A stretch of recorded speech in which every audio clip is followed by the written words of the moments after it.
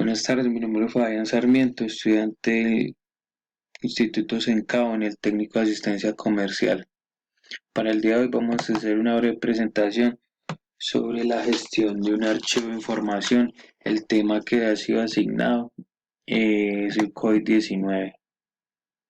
Inicialmente, para el proceso de producción del archivo, vamos a colocar un índice. En mi caso, la manera en que yo lo realizaría sería el índice del contenido de toda la información de este archivo. Les recuerdo que es una información lo más acercada a la realidad, pero son las cosas más de mayor brevedad para poder hacer este ejemplo y la presentación. El primer punto nos indica que es el inicio del brote, que podría ser la recepción o la introducción también de este archivo, en el cual nos va a indicar cómo llegó al país, a Colombia, que ha sido el país que se toma de ejemplo, ya que vamos a trabajar a nivel nacional. ¿Cómo llegó? El día que llegó, en qué llegó, por qué no se detectó, qué fue lo que sucedió. A manera de distribución, podemos decir que no solo va a ser, en este caso, digamos, el gobierno nacional el que va a tener acceso a esta información, sino también otras entidades de investigación, de ciencia, política, porque no solo este tema puede influir a nivel de salud, sino también social, puesto a la problemática que ha generado. Entonces, de acuerdo a toda esta información, en este momento podemos ver que estamos presentando un estudio actual en el cual se hace una clasificación cronológica, ya que empieza la cantidad de personas contagiadas con el virus del día a día, desde el día cero hasta el día actual, la cantidad que se ha venido dando de contaminación o contagio del virus. También se haría de mi parte un estudio social sobre un rango de 2.000 personas en el cual se vería reflejado la cantidad de contagiados, la mortandad y la cantidad de recuperados, de acuerdo desde el día cero hasta el día de hoy, sería cronológicamente eso, que ese sería uno de los trámites a realizar dentro de algunas entidades de estudio. También encontramos una clasificación de orden numérico en el cual se ve reflejado los contagiados por territorio,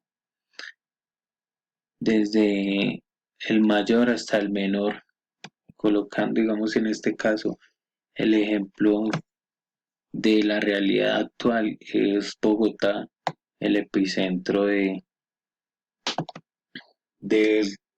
contagio por coronavirus.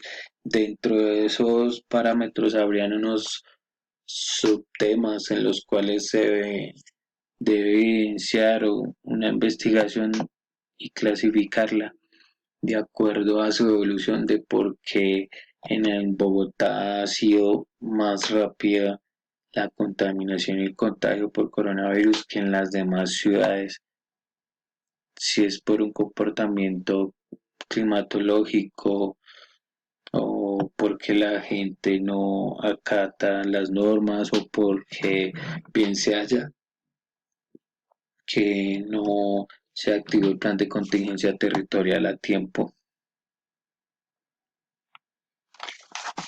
Yo seguiría con una clasificación numérica de cómo ha sido la organización para todo este tema, las formas en que se transmite, contextualizando qué es el coronavirus, enseguida pues de cómo se contagia.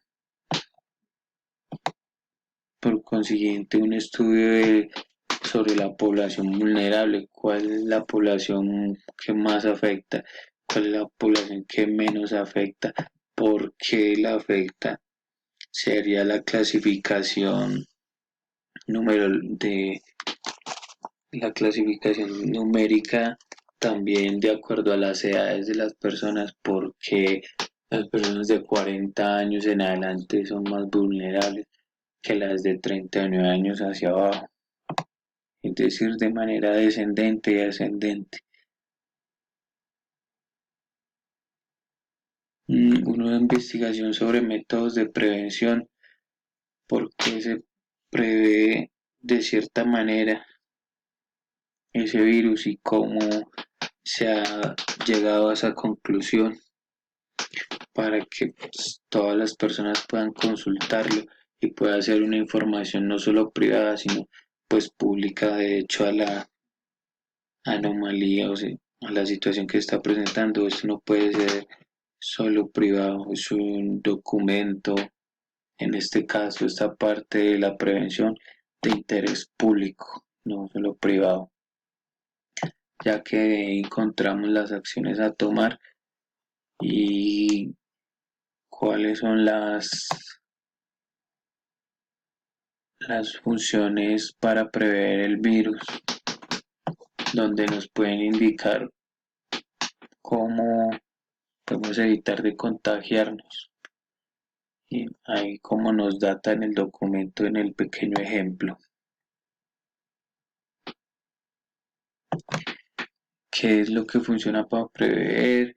La detección, manejos de los casos, el tema de erradicación, una investigación sobre el impacto económico en varios sectores,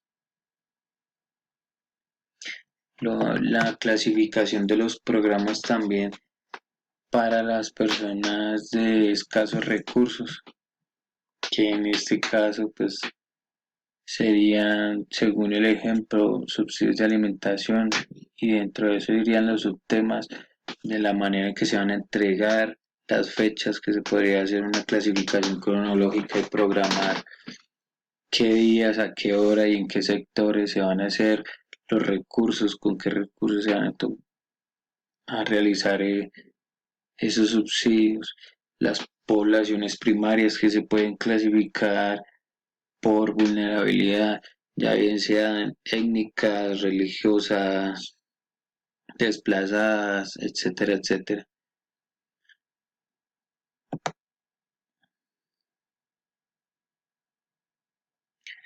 Y a continuación encontraríamos la tabla de retención documental, que es donde se le hará la exposición final al documento o al archivo en general. En este caso sería al documento, al folio que contiene todo el archivo. Este archivo, como es un pequeño ejemplo, tiene 8 puntos. Ocho, no podríamos decir que tiene 8 folios porque dentro de cada folio tenemos un subtema y no siempre se van a tratar todo un tema en una sola reunión. Entonces podríamos decir que en cada reunión se levantaría un acta en la cual se haría continuidad y se dejaría abierta en un archivo de gestión por 3 años y en el central por 6 para que se puedan realizar algunos anexos. De mi parte lo dejaría en la conservación total y antes de eso una microdigitalización para que tengamos acceso no solo físico sino digital y de pronto más rápido a la información. Ese sería el procedimiento de acuerdo a este archivo.